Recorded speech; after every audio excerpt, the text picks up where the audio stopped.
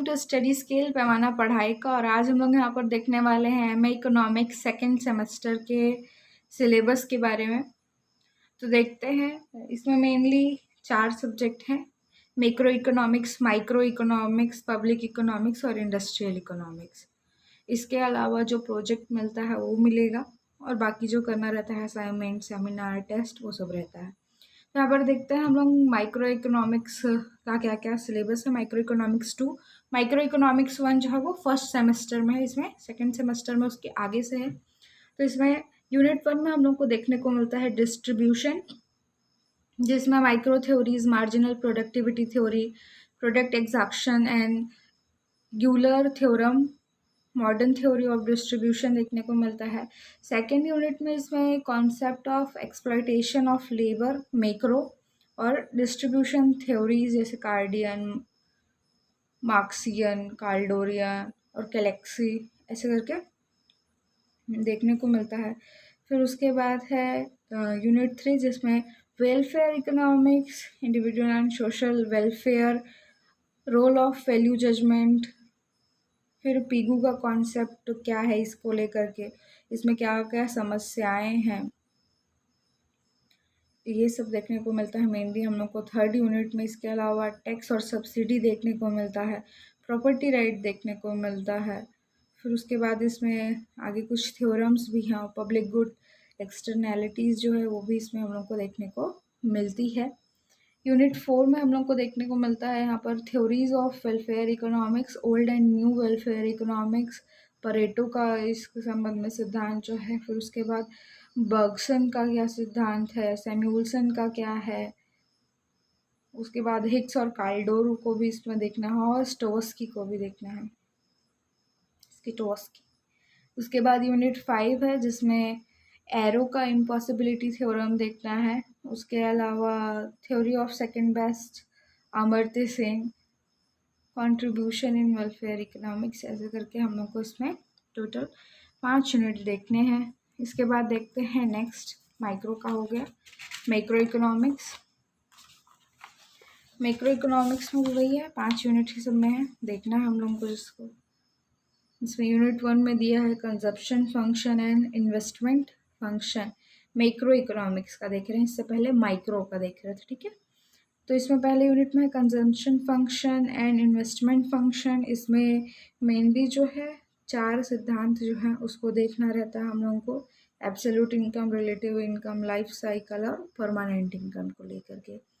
फिर यूनिट 2 जो है उसमें marginal efficiency of investment and level of investment, marginal efficiency of capital investment, long run, accelerator and investment behaviour, ये देखने को मिलता है। यूनिट 3 में हम लोग को देखने को मिलता है नियो क्लासिकल एंड केन्सियन सिंथेसिस, इसमें ISLM मॉडल जो है वो मेन है। उसके अलावा थोड़ा सा फिजिकल और मॉनेटरी थ्योरी आ जाता है। फिर यूनिट 4 में है थ्योरी ऑफ इन्फ्लेशन, इसमें क्लासिकल, केन्सियन और मॉनेटरिस्ट अप्रोच क्या है इसको लेकर के वो देखना पड़ता है।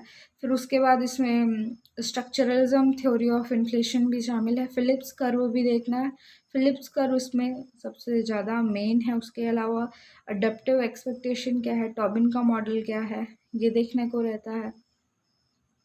फिर यूनिट 5 में है न्यू मैक्रो इकोनॉमिक्स, इसमें the new classical critic of micro foundation, the new classical approach, policy implication of new classical approach, empirical evidences, approach acceptation, monetary approach of balance end of payment. ये वाला कम ही जगहों पर मिलता है, तो जहाँ से मिले वहाँ से इसको नोट कर लीजिएगा, new macro economics.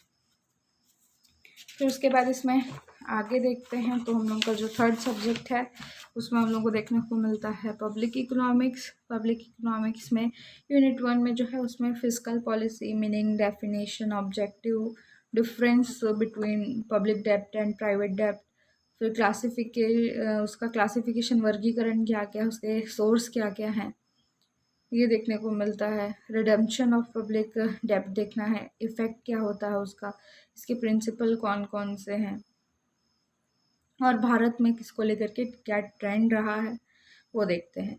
Second unit में भी फिजिकल पॉलिसी ही है, लेकिन इसमें हम लोग जो है मेनली उसके क्या क्या इंस्ट्रूमेंट होते हैं इसको देखते हैं, और अर्थव्यवस्था में इसका कैसा रोल होता है, इन्फ्लेशन में कैसे काम करता है उसको देखते हैं। इसके अलावा एम्प्लॉयमेंट में देखते हैं लिमिटेशन ऑफ फिजिकल पॉलिसी और physical reforms in India. Unit 3 जो है इसमें बजट देखने को मिलता है। इसमें भारत में बजट का क्या क्या प्रकार होता है, बजट के कौन कौन से प्रकार हैं, भारत में कैसे बनता है बजट, क्या क्या कंपोनेंट होते हैं इसमें, जीरो बजटिंग क्या होती है, इसमें मेनली यही देखना होता है। फिर उसके बाद फिजिकल फेडरलिज्म जो है संघीय वित्त, इसमें इसका अर्थ देखना रहता है, कौन कौन से प्रिंसिपल हैं, इसमें प्रॉब्लम्स क्या क्या आती हैं और इंडिया में कैसे लागू होता है ये, इसको देखना है। और इसमें फाइनेंस कमीशन भी शामिल है, उन लोगों का रिकमेंडेशन जो है उसको भी इसमें देखना पड़ेगा। अभी तक के जितने फाइनेंस कमीशन है सबका देख लीजिएगा। फिर उसके बाद यूनिट 5 जो है इसमें बजट ऑफ सीजी छत्तीसगढ़ का बजट जो है शामिल होता है। फिर उसके बाद हम लोगों का लास्ट जो है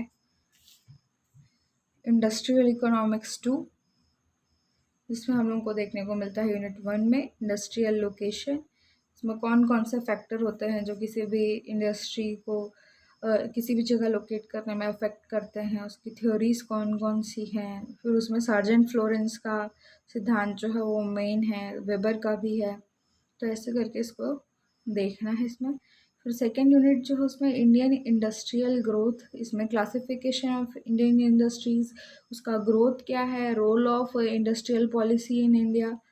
इंडस्ट्रियल पॉलिसी में मेनली जो नया 1991 वाला जो है उसको मानते हैं।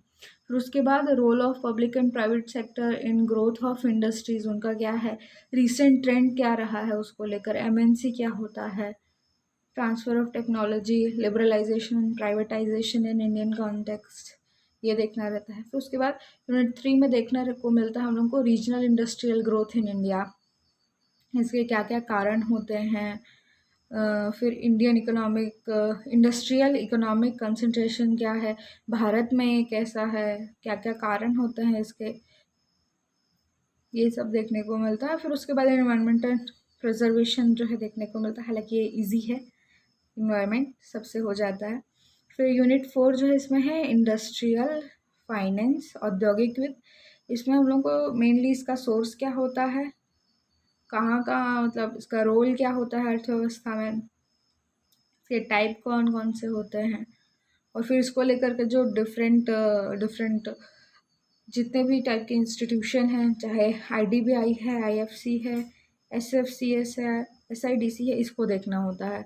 इसके अलावा इसमें थोड़ा सा कॉमर्स का भी आ जाता है, बैलेंस शीट और financial statement, profit and loss account, assessment of financial soundness. हालांकि हम लोग को इसमें उतना ज़्यादा डीप में नहीं देखना रहता है, थोड़ा सा ही देखना रहता है। फिर उसके बाद यूनिट 5 में यहाँ पर देखने को मिलता है हम लोगों को industries of Surguja with reference to sugar and rice.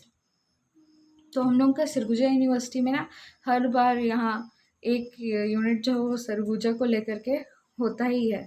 पिछली बार यहाँ पर था टाइप्स ऑफ इंडस्ट्रीज इन सरगुजा, अभी है हम लोगों का कौन कौन सा, शुगर और राइस। इसमें सिर्फ इतना ही देखना है, शुगर और राइस को लेकर के जो जो इंडस्ट्रीज़ हैं, तो इसको लेकर स्पेशल नोट्स बनाने पड़ते हैं, कहीं मिलता नहीं है इजी। तो इस तरीके से हम लोगों का सिलेबस जो है सेकेंड सेमेस्टर एमए इकोनॉमिक्स का हम लोगों ने देखा। इसका पीडीएफ जो है वो मेरे टेलीग्राम चैनल पर मिल जाएगा, टेलीग्राम चैनल यूट्यूब चैनल के नाम से, यानी स्टडी स्केल, जाइए सर्च कीजिए। मिलते हैं अगले वीडियो में, तब तक के लिए धन्यवाद।